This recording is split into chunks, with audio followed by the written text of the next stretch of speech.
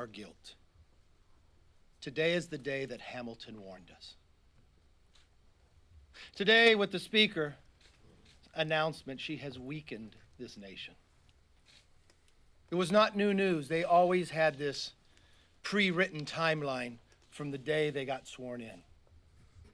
Let's go through their timeline. After winning the majority, they had to decide who would become the chairs of their committees.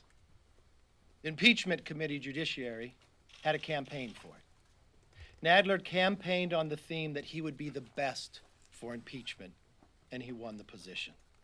On the very first day of swearing in by their new freshmen that got them the majority, after holding their hand up and swearing to the Constitution, in celebration that night, Congresswoman Tlaib said, "We are going to impeach the mother."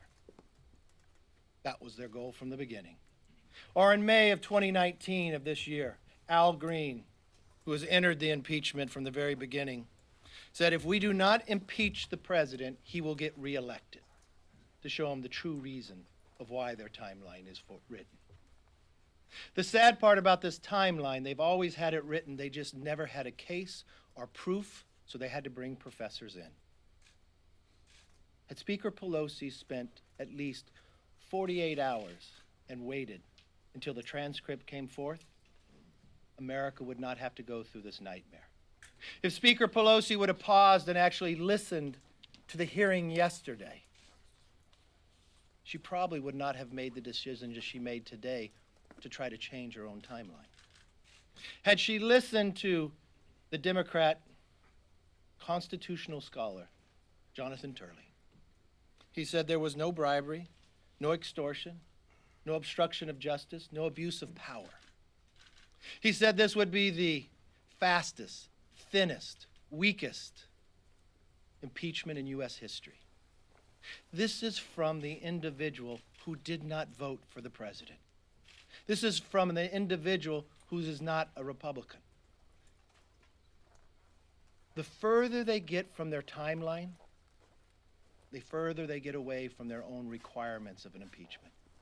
Even if this year of March, the Speaker of the House said impeachment was so destructive to the nation that it had to be overwhelming, compelling, and bipartisan.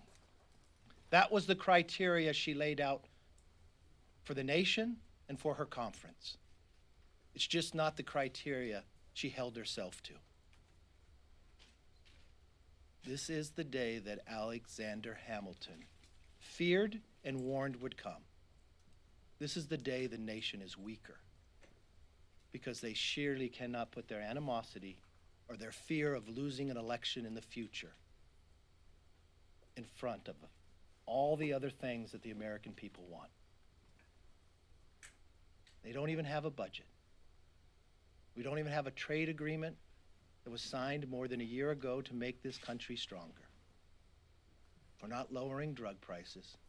We're not rebuilding this nation. Why?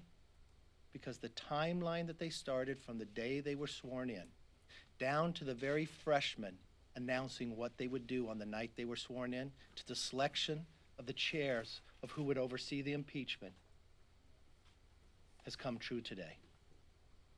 It's not a day that history will be proud of. It's not a day I hope America ever repeats. Take questions. Yes.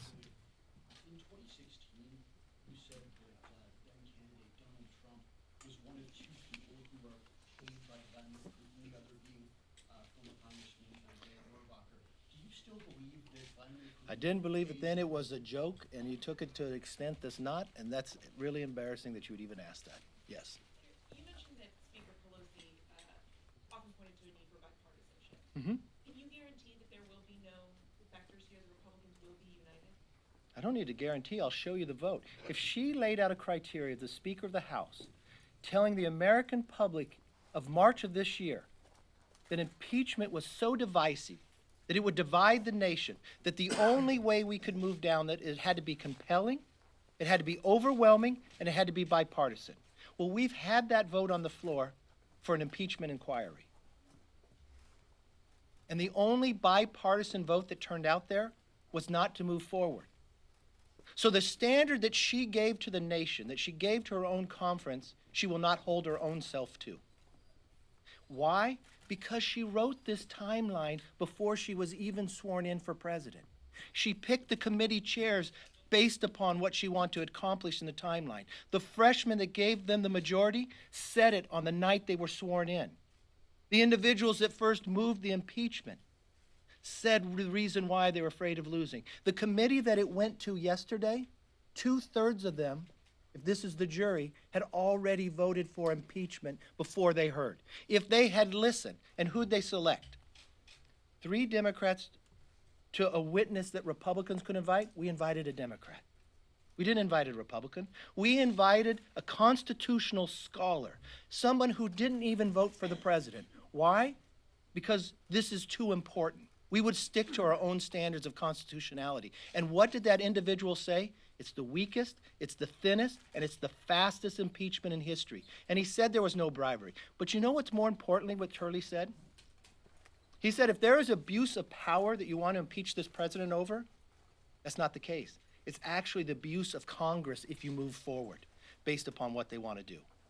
Why would they not listen to that? Why would she not hold herself to the standard she said to move forward? But that vote was before we had heard any witnesses, that was before this investigation. Now, are you confident that not a single Republican will back them? I am more confident that the bipartisan vote on impeachment that comes to the floor will be no. Yes, sir. All of the witnesses yesterday, including Mr. Turley, though, expressed concern about the obstruction part of this, that the president's just blanket refusal to comply with any subpoenas. Why shouldn't the president of the United States have to comply with lawful subpoenas from Congress? And do you worry that this president sets an example for a Democratic president in the future who might just say, I'm not doing it? I watched President Obama do this. If you watched the hearing yesterday, Turley was asked the question from John Radcliffe.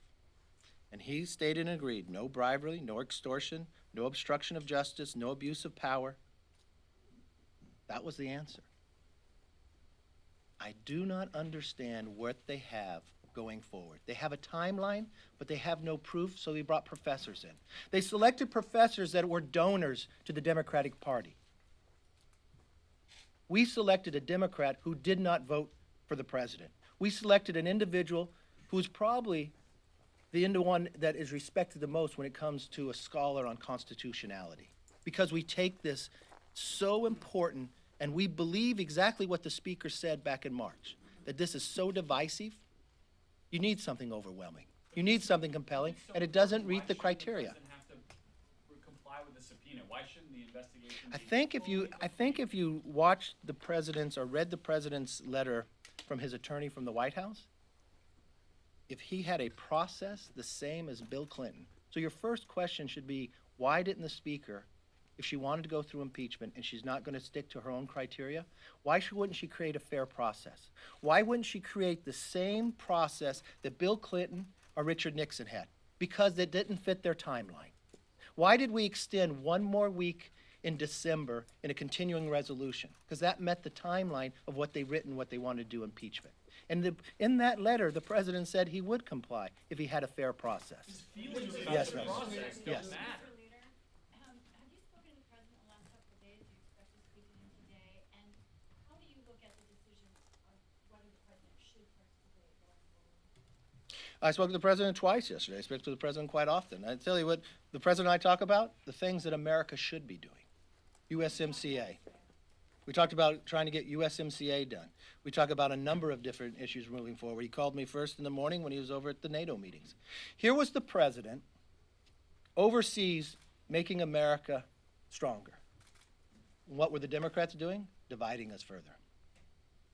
It's interesting of what they do and when they do it. When she first announced to move forward, the president was at the UN when the rest of the world was there. When they had their hearing, the president was with other foreign leaders as well. I've always thought, regardless of party, you'd put this country first. We've watched from the timeline and from the swearing in that the party means more to them than the country. Yes. Mr. Leader, I do you have a question on the participate? USMCA. We're Mhm. hearing from sources that the Trump administration is giving Pelosi weaker patent protections, more more things that the unions want on labor rights. Are you worried that Trump might cut a deal that leaves out Republican priorities and make it hard for you to vote for them? No, I'm more worried about America missing an opportunity. That America missing an opportunity to be stronger. Every economist will tell you it'll only make our country stronger. I'm worried that America, with their number one and number two traders when it comes to Mexico and Canada, in a negotiation with China, and what the future holds, that China's our number three trader. That if we're in a negotiation with China, we all know what the future holds. If we're going to be competing, we need to be stronger. We would get a better agreement with China if we had the USMCA done. We would be in a stronger position. But the Speaker is more concerned about tearing the President down instead of building the country up. Mr. Leader, Yes. Mr. Leader, I gather you were watching just now when the Speaker, in rather effusive terms, denied that there is any personal animus on her part that is motivating the impeachment drive. Representative Collins has suggested as much in the hearing yesterday. He intimated that the Democrats are simply impeaching President Trump because they don't like the guy. You probably also heard her invoke her Catholicism. Do you take the Speaker at her word? Do you believe her? Do you believe she's telling the truth when she says she does not hate the President, and that's not what this is about?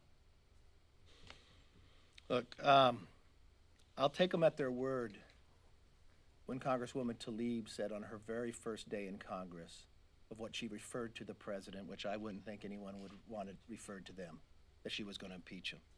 Or when Adam Schiff continued to lie to the American public, only get to the point that they are today. Or when he said he was going to send them back to the Golden Throne. I asked about the Speaker. I'll take the Speaker at her word, but if she paused for a moment, if she looked at just the facts, she would not have made that determination. If she paused and she actually listened to the hearing yesterday on what a Democrat who did not vote for the President, who has studied the Constitution, who most at any time has been a witness for Democrats or Republicans based upon his own ability as a scholar, that this is the weakest, the thinnest impeachment in the history of America. That there is no bribery, no extortion, no obstruction of justice, and no abuse of power. So you don't accept what she said just now? Actually, Mr. Leader, I think I have a hard time believing her. Yes, Dr. You've been saying, the Republicans have been saying the facts are disputed. One of the facts that's not is the President did in fact ask the Ukrainian President to investigate Joe Biden. Is it ever appropriate for a President to ask for a country to investigate a political rival? Okay, let's stick to the facts. The President asked a country to participate in a case that happened in 2016. That's 100% legal. That happens every day in America dealing with other countries. It is a case that the U.S. Attorney had already opened. At every single time of every witness that the Democrats got to select and control, they were asked the question, the two best witnesses they had that they started this all with, can you name one article that she should be impeached upon? No one could say a word. So why are we going through this nightmare? It goes back to the very first day after the election. They had a goal, they wrote a timeline, and they had to change the basis and move it to Adam Schiff's committee, and they're sticking to that timeline. So the answer to your question, they've always wanted to impeach the President. You watch them at their words, watch them at their actions, watch them what they have done. The most important part here is Alexander Hamilton, founding father, was concerned and warned us that this day could come. History will look back today and it'll be a sad day. We hope that at any time, whoever has this power in this country, that they never repeat what Alexander warned us would come, and that this day will never happen again in America. Thank you very much. Yes, for a Biden investigation, sir?